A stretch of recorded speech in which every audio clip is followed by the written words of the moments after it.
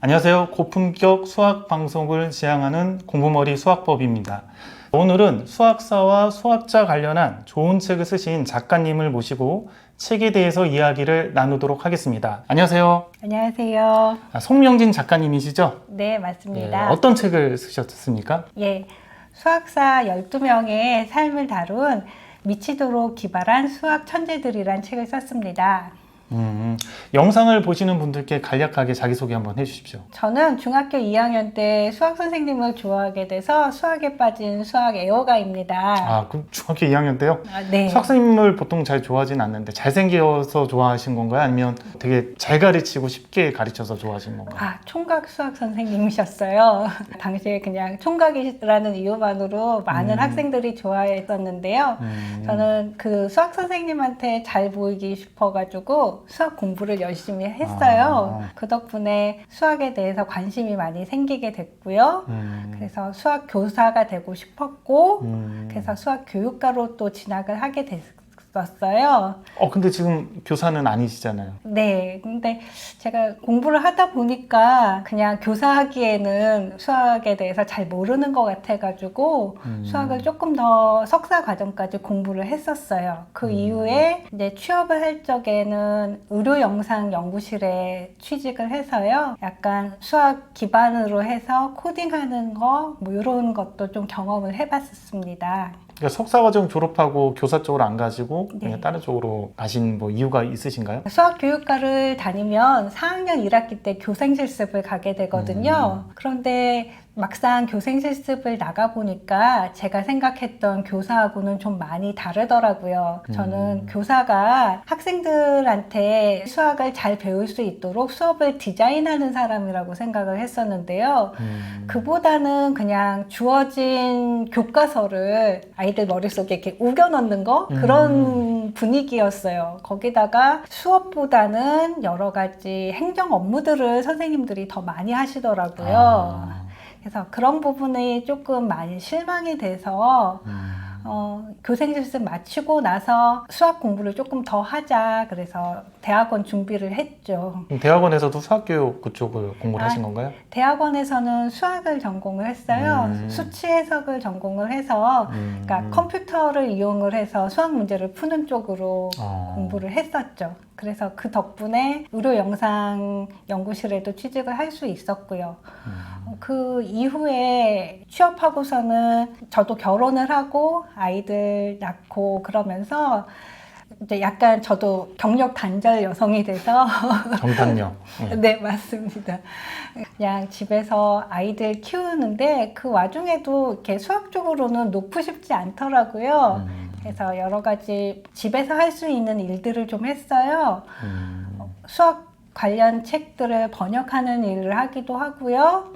또 저희 남편이 수학 콘텐츠 같은 거 만드는 일도 하거든요. 그래서 같이 일을 하면서 뭐 자료 조사를 한다든가 그런 부분도 했었고요. 남편이 혹시 아까 그 중학교 교사님은 그분은 아니신가요? 네. 그분은 그 중학교 때 선생님은 첫사랑이고요.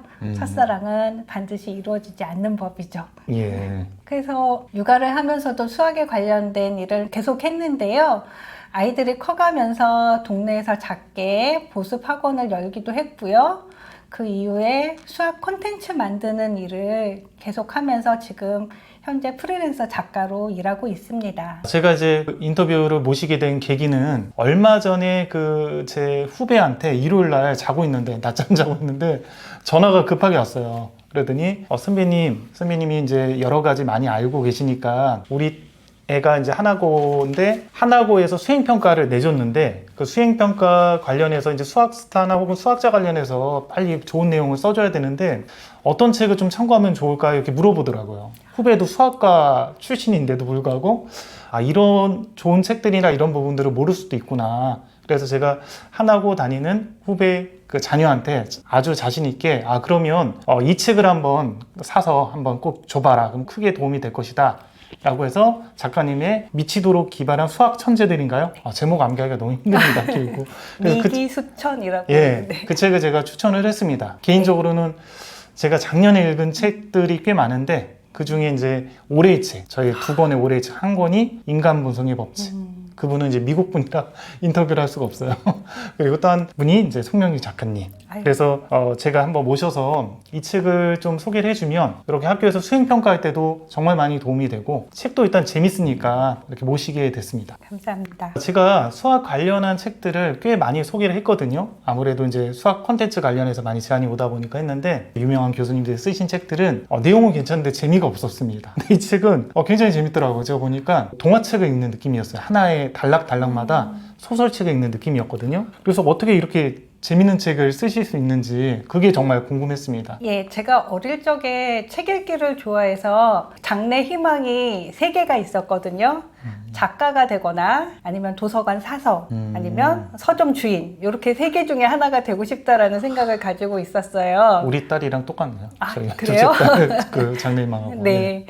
그래서 학창 시절에는 글쓰기 강좌 같은 거를 찾아서 듣기도 하고 그랬었어요. 그런데 이제 제가 정말 전문 작가가 되려면 문체도 수료해야 되고, 그러니까 플롯 같은 것도 치밀하게 짜야 되는데, 저는 이제 그 정도에는 못 미치니까 일단은 사실을 바탕으로 해서 독자들한테 정보를 줄 수 있는 글이라도 차근차근 써보자. 그래서 이 책을 쓰게 됐습니다. 제가 볼 땐 거의 원탑 같은데요. 이런 수학 관련한 책 중에서 전혀 그렇지 않습니다. 재밌게 쓰는 걸로는 거의 원탑 같아요. 프랑스 이렇게 수학자 책부터 해서 엄청나게 제안이 많이 와서 많이 읽어봤는데 저도 수학을 전공했지만 내용은 좋은데 지루해가지고 맞아요. 끝까지 완독하는 게 너무 힘들었는데 이 책은 페이지가 엄청 네. 길잖아요. 책 한 권 가격이 얼마죠?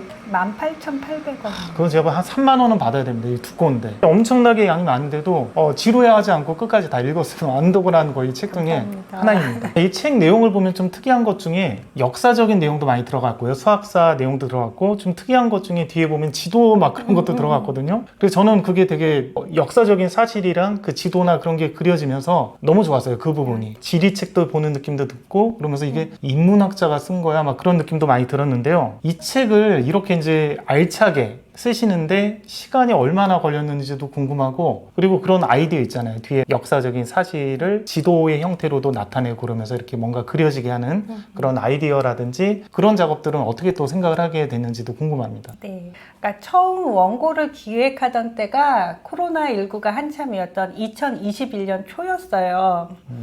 기획하는 단계에서는 그냥 천재 수학자들의 업적만 잘 정리해도 충분히 책 한 권으로 만들어질 수 있을 거라고 생각을 했죠. 그때는 거리두기로 이제 사람들하고도 잘 만나지 않고 그랬기 때문에 초고를 작성하는 데는 한 4개월 정도 걸렸어요.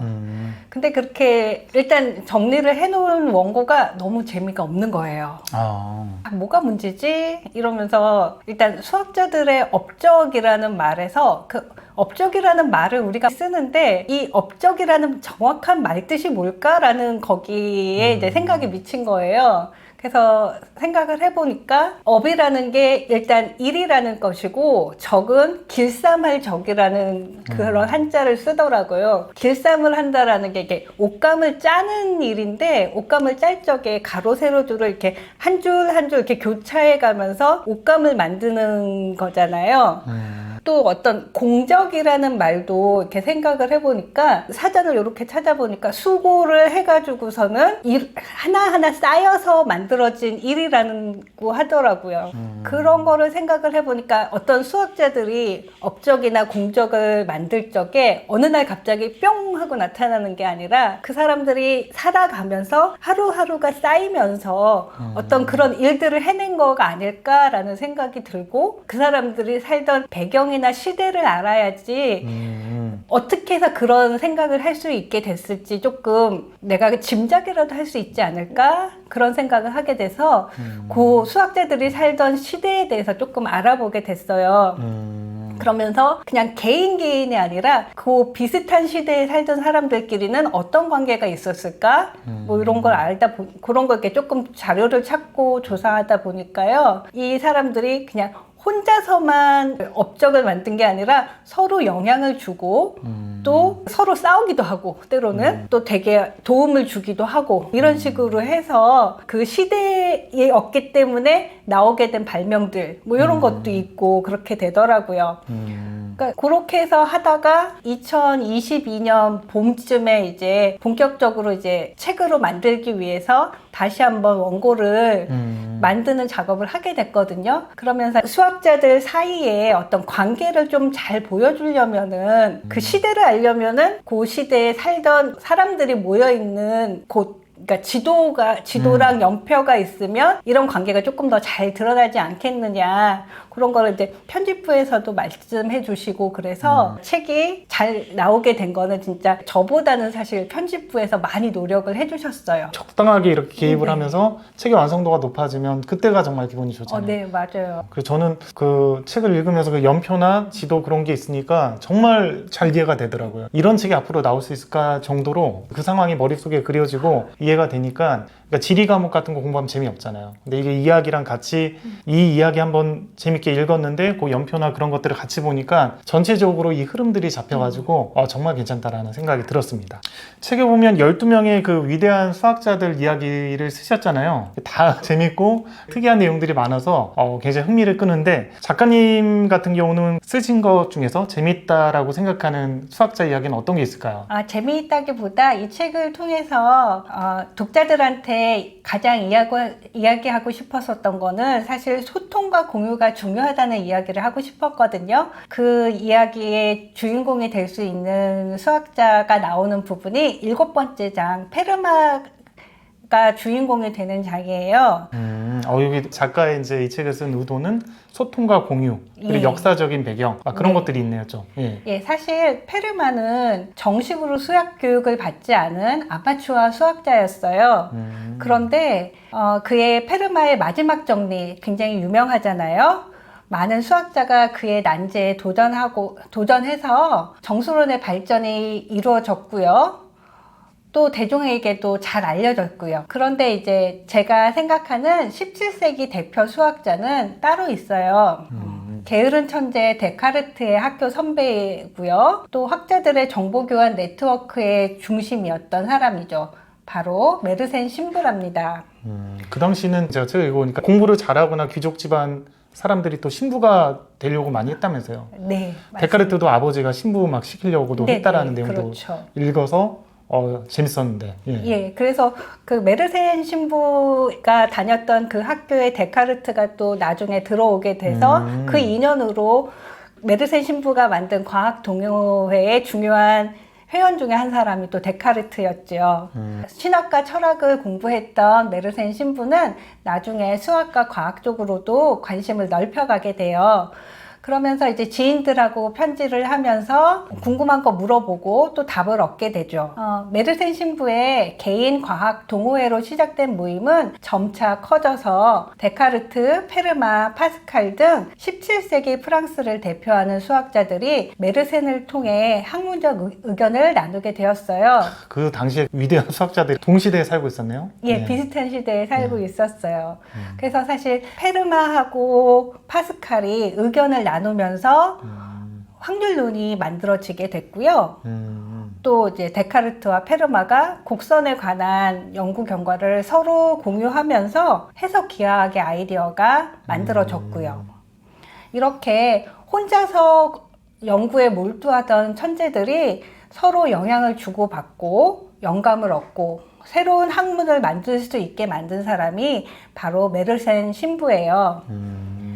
메르센 신부 자신은 천재 수학자는 아니었지만 데카르트, 페르마, 파스칼 이런 천재들이 놀라운 성과를 얻을 수 있도록 토대를 만든 사람이었죠.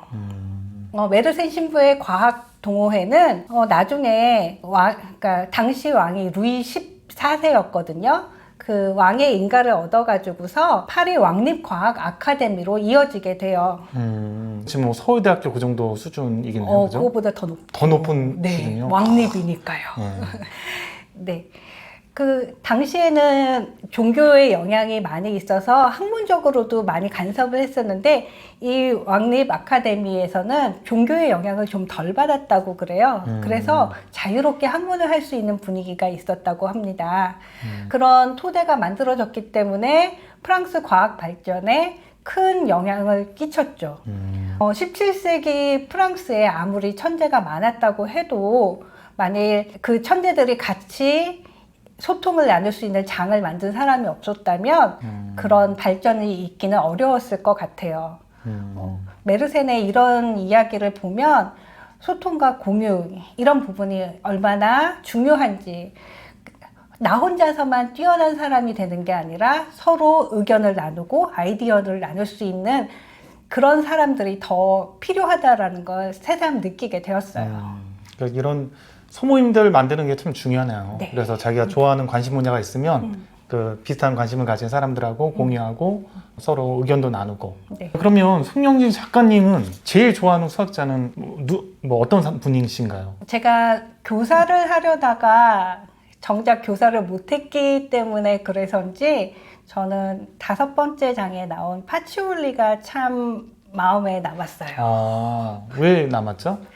파치올리가 르네상스 시대의 수학자인데 르네상스 시대에 대해서는 원고 쓰기 전에는 아는 게 별로 없었어요. 그 다빈치하고 미켈란젤로가 뛰어난 예술가였는데 서로 라이벌 관계에 있었다. 뭐 이 정도밖에 몰랐는데 르네상스 시대를 자료를 많이 찾다 보니까 다빈치와 함께 파치올리라는 수학자 이름이 거론되기 시작하더라고요.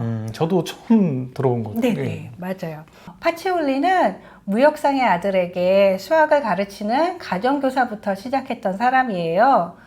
이탈리아의 여러 대학에서 수학 강의를 한 경험을 바탕으로 해서 르네상스 시대의 수학 지식과 기법을 모은 책 산술집성을 쓴 사람이죠. 이 산술집성에는 당시 베네치아 상인들 사이에서 쓰이던 복식부기 회계 방법까지 기록되어 있었다고 해요. 그래서 파치올리를 회계학의 아버지라고 부르기도 하죠. 르네상스 시대 최고의 수학 교사였던 파치올리는 여러 예술가에게 기하학 지식을 줘서 생동감 넘치는 예술 작품이 탄생하는 데 도움을 주기도 했어요. 상인의 아들한테는 상업수학을 가르쳤고 예술가들에게는 기하학과 원근법을 가르쳐서 르네상스 시대의 상업과 예술을 활짝 꽃피게 만든 파치올리를 보면서 아, 교사가 해야 되는 일은 뭘까? 다시 한번 생각하게 되더라고요. 학생들 각각이 가진 재능을 펼치는 데 도움을 주는 그런 지식을 선별해서 가르치는 게 사실은 교사가 해야 되는 건 아닐까? 뭐 이런 생각이 들고요.